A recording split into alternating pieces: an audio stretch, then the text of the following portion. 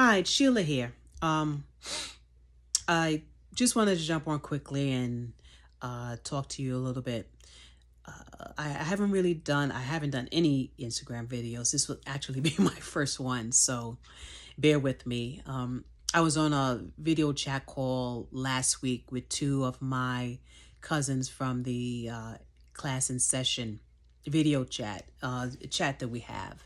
And if you haven't joined or been part of the class in session, you really need to jump on one day. It's taught by an amazing woman, Danella Lane.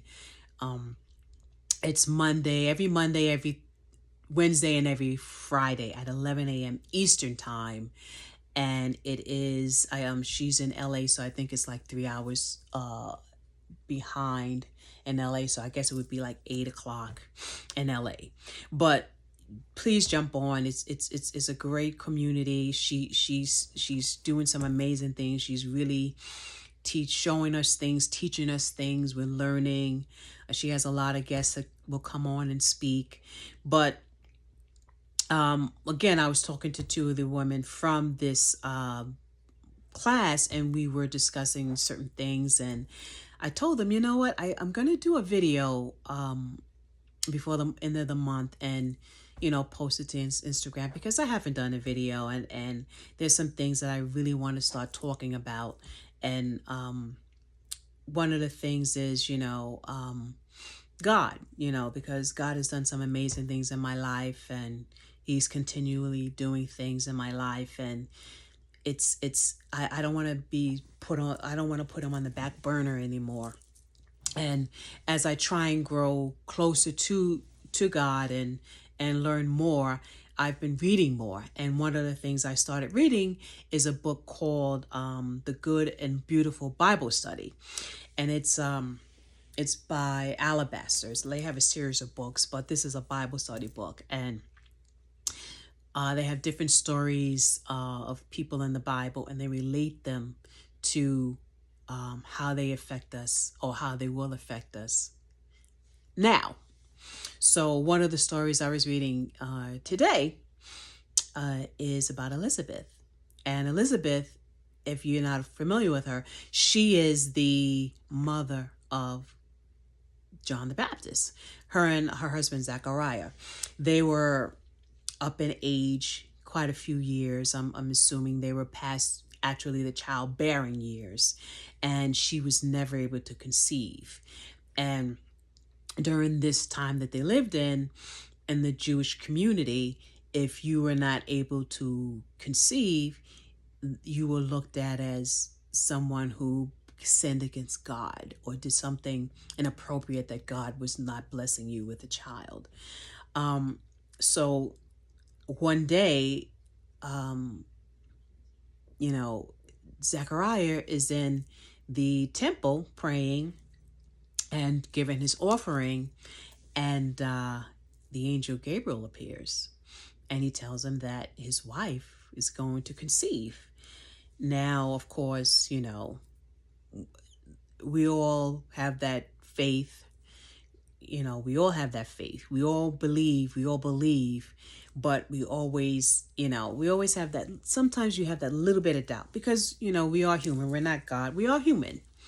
And, excuse me, my earpiece just came out. And, so he had a little unbelief, and Gabriel actually muted him. He lost speech for the entire period of his wife's pregnancy. So while his wife was pregnant, Elizabeth, it says that she went into seclusion. And that's what struck me as a little strange, because if during that time you were looked at as someone who couldn't have children, and that you sinned against God or did something because he wouldn't allow you to have a child, so you must have done something wrong. When you finally find out that you have a child growing inside of you, that you conceived, wouldn't you want to go out and share it with everyone? I know now times we do that, but wouldn't you want to go out and share it with anyone? But Elizabeth, she did the opposite. She went into seclusion. And I was wondering, like, what was she doing during that time in seclusion? You know, was she hiding and wondering, well, I'm going to hide and I'm not going to tell anybody because even though I'm pregnant, um, who knows? Maybe this may not come to fruition. But, or was she actually praying and worshiping God and giving him thanks for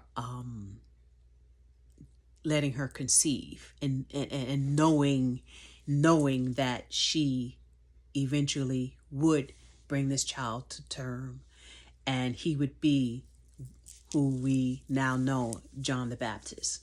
And the name of this chapter that I'm reading is called Waiting in Hope, right? Waiting in Hope.